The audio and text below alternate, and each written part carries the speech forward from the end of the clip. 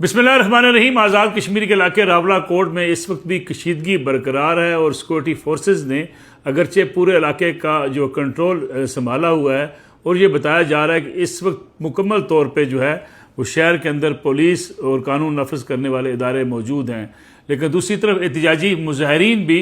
मौजूद हैं और बाज़ मुकामात पे पुलिस और एहतजाजी मुजाहरीन के माबैन झड़पों की इतलात भी मौसूल हो रही हैं।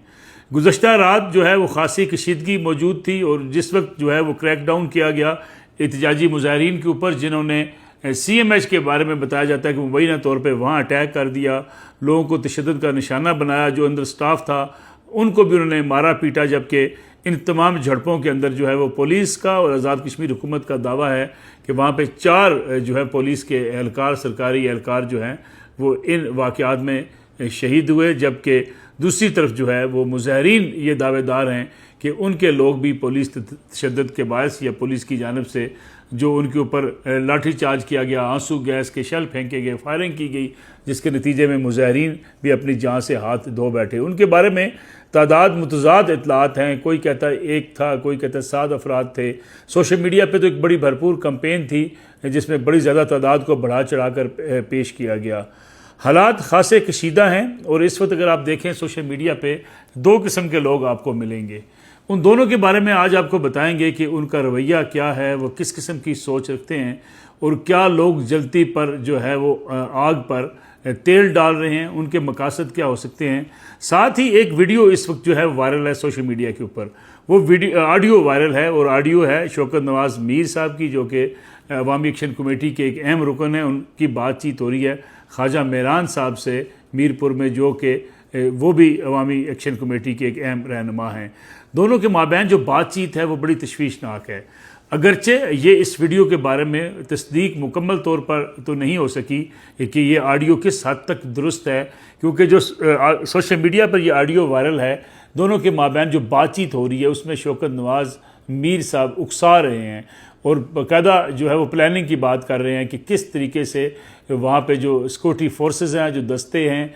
आए हुए हैं, उनके ख़िलाफ़ कार्रवाई क्या करनी है। गोया एक प्लान नज़र आता है कि जिसके नतीजे में बाकायदा लड़ाई की एक मनसूबाबंदी की जा रही है और ये कहा जा रहा है कि जब तक इन एरियाज़ के अंदर जो है वो फसादात नहीं होते तो फिर मुजफ्फराबाद के अंदर भी एक बड़ी तादाद में लोग नहीं आते तो जो मकासद हैं वो पूरे नहीं हो सकेंगे। अब ये ऑडियो बड़ी जो है वो तशवीशनाक भी है और ख़ास तौर पर इस पर कई सवालात उठते हैं। अब यकीनी बात है इस अवामी एक्शन कमेटी का या जो उनके हामी हैं उनका कहना ये होगा कि ये ऑडियो जो है ये जाली है, इसका फॉरेंसिक होना चाहिए। लेकिन अगर ये ऑडियो जाली नहीं है और दुरुस्त ऑडियो है तो उससे बड़े खौफनाक नताइज सामने आते हैं। एक अवामी मसाइल की बंद जो है मुतालबा करने वाली एक ग्रुप, एक ताजरों पर मुश्तमिल या अवामी नुमाइंदों पर मुश्तमिल जो है एक ग्रुप, एक एक्शन कमेटी बनाता है और वो इस हद तक जो है वो मामलात को आगे ले जाता है कि अगर रियासत के मुकाबले में, कानून नाफिज करने वाले इदारों के मुकाबले में आप जत्था बरदार जो है वो फ़ौज तैयार कर लें तो उसका नतीजा क्या निकलेगा। ये एतराज़ किया जा रहा है काफ़ी दिन से और जब से पाबंदी लगी है ख़ास तौर पे अवामी एक्शन कमेटी के ऊपर, उस वक्त भी कई लोगों ने ये सवालात उठाए कि जनाब ये आज़ाद कश्मीर के शहरी हैं, मुहब्बे वतन पाकिस्तानी हैं, ये वहाँ पे अपनी दुकान चलाते रहे हैं, बिज़नेस करते हैं, ताजर हैं, वहाँ के मकामी शहरी हैं, तो इनको गद्दार कहना या इनको ये कहना कि जनाब ये कोई दहशत गर्द हैं, ये दुरुस्त नहीं है। यकीनी बात है बड़ा अहम पॉइंट है उन लोगों का भी कि किसी को भी जो एक मुहिब्बे वतन हो उसको दहशत गर्द नहीं कहना चाहिए और किसी मुहिब्बे वतन को जो है वो मुल्क दुश्मन भी नहीं कहना चाहिए। और ये बाकायदा तौर पे ये सोच बहरहाल पाई जाती है कि माजी में भी ऐसे वाक़यात बहरहाल हुकूमती इदारों की तरफ से होते रहे हैं कि बाज़ लोगों को जो है अगर आप ये कह देते हैं कि वो मुहिब्बे वतन नहीं है तो उससे बड़ी तनकीद का आपको सामना करना पड़ता है। लेकिन सवाल ये पैदा होता है कि अगर पूरी सूरत हाल का जायज़ा लें, अवामी एक्शन कमेटी बनी कैसे उनका वजूद अमल में लाया गया, मसाइल क्या थे और ये चलते चलते मामलात जो हैं वो सियासी कैसे कन्वर्ट होते चले गए। अगर आप सारी सूरत हाल को सामने रखें तो आपको पता चलेगा कि 2023 में जब आटा स्मगलिंग का इशू हुआ रावला कोर्ट के अंदर तो उस वक्त इस तहरीक का आगाज़ हुआ। फिर उसके बाद जब बिजली के बिल्स जो है उनमें इजाफा देखने में आया तो वहाँ से ये तहरीक जो है वो बनना शुरू हुई और अवामी सतह पे एहतजाज हुआ। मई 2023 में इस एहतजाज का आगाज़ हुआ और 31 अगस्त को आज़ाद कश्मीर भर में हड़ताल की गई और उसके बाद गिरफ्तारियाँ भी हुई, कुछ लोग गिरफ़्तार हुए, पुरतशद्दुद वाक़यात भी हुए। लेकिन 17 सितंबर को मुज़फ़्फ़राबाद में फिर दोबारा से जो है वो एहतजाज का आगाज़ हो गया। 2023 के अंदर ही जॉइंट एक्शन कमेटी 17 सितंबर को जो है उसका अमल में लाया गया और ये तय किया गया कि अवामी मसाइल के लिए ये एक्शन कमेटी भरपूर तरीके से अपना काम करेगी। 30 सितंबर को मज़ीद जो है वो फिर मुजाहरे शुरू हो गए जिसमें दर्जनों अफराद गिरफ़्तार हुए और उसके बाद 5 अक्टूबर को पूरे आज़ाद कश्मीर के अंदर फिर शटर डाउन की अपील कर दी गई। उसमें जलसे हुए और मुख्तलिफ़ जगहों पर जो एहतजाज हुए, जिसके दौरान खासी कशीदगी जो है वो अवामी एक्शन कमेटी और कानून नाफज करने वाले इदारों और हुकूमत के माबैन बढ़ती ही चली गई। 3 नवंबर 2023 को जो है वो मुख्तलिफ़ जो है वो नशिस्तें हुई वफाक के साथ, आज़ाद कश्मीर हुकूमत के साथ, और ये सारे मुज़ाकरात नाकाम होते रहे। फिर 11 मई 2024 को दोबारा से मुज़ाहरे शुरू हुए और 10 नुकाती चार्टर जो है वो अवामी एक्शन कमेटी ने पेश कर दिया और कहा जी कि अगर ये नहीं माना जाता तो वो लॉन्ग मार्च का आगाज़ करेंगे और फिर एक लॉन्ग मार्च का आगाज़ हो गया। 13 मई को हुकूमत पाकिस्तान ने इस लॉन्ग मार्च के दौरान मुदाखलत की। हालात जब बिगड़ गए, आउट ऑफ कंट्रोल हुए, तो उस वक्त हुकूमत पाकिस्तान की मुदाखलत के बाद आटे की कीमत 1000 रुपया फ़ी थैला मुकर्रर कर दी गई, सब्सिडी दी गई यानी आटे में, और बिजली की कीमत 3 से 5 रुपये घरेलू सार्फिन के लिए और 10 से 15 रुपये कमर्शियल सार्फिन के लिए जो है मुकर्रर की गई। इस लॉन्ग मार्च के दौरान भी एक पुलिस जो है ऑफिसर वो शहीद हुए, जबकि 3 मुजाहिरीन जो हैं वो भी अपनी जान से हाथ धो बैठे, यानी गोया 4 अफराद जो है वो शहीद हुए इन वाक़यात के अंदर। सितंबर 2025 में दोबारा से जो है फिर ये आगाज़ हो गया एहतजाज का और अक्टूबर में फिर जो है कमेटी के कई मुज़ाकरात हुए हुकूमत के साथ, उसके मामलात फिर ये बिगड़ते ही चले गए। अब ये सूरत हाल है कि एक बार फिर जो है वो मुतालबात की एक लंबी फहरिस्त जो है वो हुकूमत के सामने रखी गई, जिसके बाद से इख्तलाफात मज़ीद बढ़ते चले गए। अब अवामी एक्शन कमेटी जो 10 नुकाती चार्टर ऑफ डिमांड रखती थी, अब उन्होंने आज़ाद कश्मीर की जो मकबूजा कश्मीर के मुहाजिरीन की नशिस्तें हैं, 12 नशिस्तें, वो ख़त्म करने का मुतालबा किया, एयरपोर्ट बनाने का मुतालबा किया, ब्रिजेस बनाने का मुतालबा किया, और जो अवामी मसाइल या मुश्किलात आज़ाद कश्मीर के लोगों की हो सकती थी वो सारी अपने उन नुकात के अंदर शामिल कर ली। हुकूमत दावेदार है कि काफ़ी हद तक जो हो सकते थे मुतालबात हमने माने, लेकिन अवामी एक्शन कमेटी कहती है ये झूठ बोला गया, बहुत से मुतालबात नहीं मानेंगे और बहुत से मुतालबात के ऊपर अमल दरामद नहीं हुआ। हुकूमत का अपना मौक़िफ़ अपनी जगह पर मौजूद है, लेकिन 2-3 सवालात बड़े इंपॉर्टेंट हैं। पहला सवाल तो ये है कि जब से ये ख़ास तौर पे 9 जून को आज़ाद कश्मीर बंद करने का फ़ैसला हुआ, तो एक फ़ैसला तो बड़ा गलत था कि वो ये कहना कि गैर मुअय्यना मुद्दत के लिए आज़ाद कश्मीर को बंद कर दिया जाएगा। किसी भी रियासत के अंदर या किसी मुल्क के अंदर एहतजाज करने वाले या अवामी मुतालबात मनवाने वाले या उनके लिए जद्दोजहद करने वाले किसी गैर मुअय्यना मुद्दत की हड़ताल की अगर कॉल दें, कारोबार ज़िंदगी बंद कर दें, डंडे के ज़ोर पे दुकानें बंद करवाएं, रास्ते बंद कर दें, आज़ाद कश्मीर को जाने वाली शराहें बंद कर दें, तो ये मुल्क के अंदर एक बगावत को जन्म देता है। और कहीं भी अगर आपके मुतालबात बेशक जितने ही जायज़ क्यों ना हो, आप उनके मुतालबात को आइन और कानून के दायरे के अंदर ही एहतजाज करते हैं, और एहतजाज भी आप इसलिए करते हैं कि लोगों की ज़िंदगियां ख़राब ना हो, लोगों को मसाइल का सामना ना करना पड़े। लेकिन आप गैर मुअय्यना मुद्दत के लिए अगर आप किसी खित्ते को बंद कर देंगे तो जो लोगों में गुर्बत अफलास पैदा होगी, जो कारोबार ज़िंदगी मुअत्तल होगा, जो लोगों की दुकानें बंद होंगी, जो सारा निज़ाम ज़िंदगी दरम बरम हो जाएगा, उसकी ज़िम्मेदारी फिर आप किस पर आयद करेंगे? आप तो अवामी मसाइल के हल के निकले हैं, और अवाम अगर मसाइल में घिर जाएगी तो फिर इसकी ज़िम्मेदार कौन होगा? फिर जिस तरीके से आप रियासत को ललकार रहे हैं, जिस तरीके से आप फोर्सेस को ललकार रहे हैं, जिस तरीके से आप पुलिस को ललकार रहे हैं, उसके नतीजे में जो लोग भी अपनी जान से हाथ धो बैठते हैं, वो खा पुलिस एहलकार हों, खा सिविलियंस हों, खा एहतजाज करने वाले हमारे कश्मीरी भाई हों, जो भी लोग हैं, जो भी रावला कोर्ट में भी जो लोग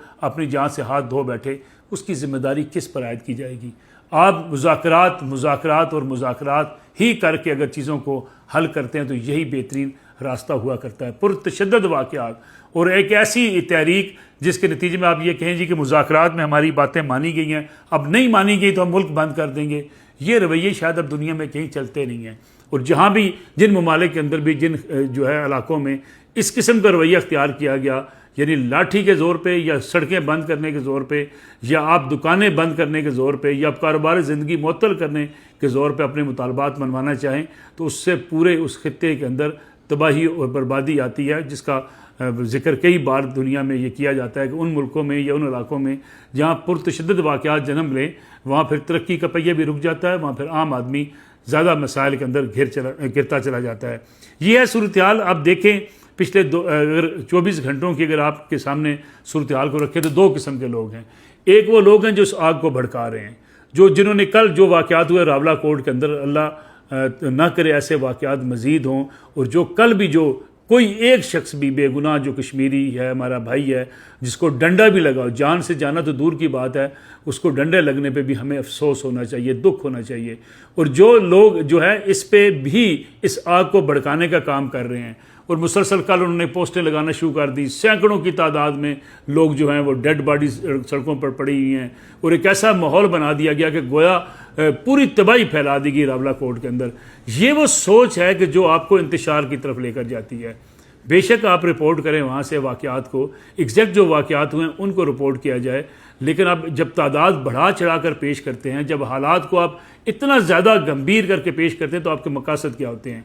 आप पैनिक चाहते हैं, आप पैनिक फैलाना चाहते हैं, आप पैनिक को सपोर्ट कर रहे होते हैं, आप इंसाइटमेंट करते हैं, आप लोगों को जो है वो मज़ीद उनके अंदर एक जो है उनको भड़काने का काम कर रहे होते हैं। ये काम जिस तरीके से सोशल मीडिया पे बाज़ लोगों ने किया, और बाज़ लोग चैम्पियन बनकर आ गए कि जी 12 नशस्तें ख़त्म कर देनी चाहिए, ये मराद याफ्ता तबका है। और ये लोग ज़रा तसव्वुर कीजिए, बाज़ ऐसे साफ़ी हजरात भी हैं जो इस मुल्क के अंदर मराद याफ्ता तबका से तल्लक रखते हैं, जो सरकारी घर अलाट करवाते हैं, जो अपने बच्चों को जो है वो सरकारी नौकरियां अपनी सहाफ़त के ज़ोर पे करवाते हैं, जो सारे वसाइल सरकार के इस्तेमाल करते हैं, उनको फिर इंसानी हकूक़ भी याद आ जाते हैं, फिर उनको अवाम की हमदर्दी भी याद आ जाती है। जो लोगों से हाथ मिलाना पसंद नहीं करते, आधे हाथ से लोगों से सलाम लेते हैं, वो भी चैम्पियन बनकर दरमियान में आ जाते हैं। यकीनी बात है, आज़ाद कश्मीर के लोगों के मसाइल हैं, अगर मुश्किलात हैं, अगर उनको एक राय है उनकी कि 12 नशस्तें ख़त्म होनी चाहिए, ये भी डायलाग से ख़त्म होनी चाहिए, बातचीत से ख़त्म होनी चाहिए, एक दूसरे को कायल करके ख़त्म होनी चाहिए,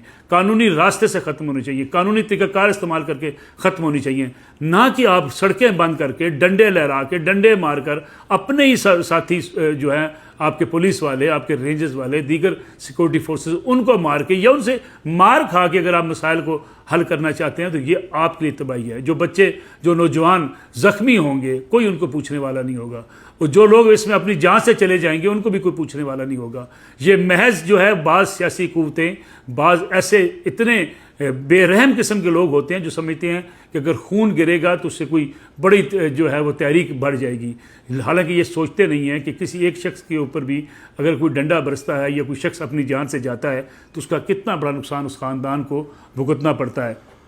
अगर आप ये हालात देखें, पिछले 50, 60, 70 सालों की पाकिस्तान की तारीख़ को भी देखें, जितने भी पुरतशद्दुद वाक़यात हुए और जिनमें जो बेगुनाह सियासी कारकुन या समाजी कारकुन अपनी जान से हाथ धो बैठे, उनके ख़ानदान वालों को जाकर देखिए उनकी ज़िंदगी कैसे होती है। कोई उनको पूछने वाला नहीं होता, कोई उनके घर में फिर 1 किलो आटा देने वाला कोई नहीं होता। लेकिन जब उस तहरीक को चलाया जा रहा होता है, उनके खून को इस्तेमाल किया जा रहा होता है, जज्बाती नारे लगाए जा रहे हैं। एक वो गिरोह है सोशल मीडिया पे जो हर हाल में इस सारी आग को भड़काना चाहता है, उससे भी खबरदार रहिए। एक गिरोह जो है वो हुकूमत के हर काम को सपोर्ट कर रहा है, जी हुकूमत बड़ा दुरुस्त कर रही है, उसको भी मैं समझता हूँ कि 2 कदम पीछे हट के सब्र व तहम्मुल की तलकीन करनी चाहिए। हुकूमत को चाहिए मुज़ाकरात करे, बातचीत करे, मसाइल को हल करे, लोगों के साथ जितनी इंगेजमेंट हो सकती है इतनी इंगेजमेंट की जाए। लेकिन सवाल आखिर में फिर अपनी जगह पर मौजूद रहेगा, कोई अगर लठ बरदार, कोई डंडा फोर्स, कोई ऐसी जो है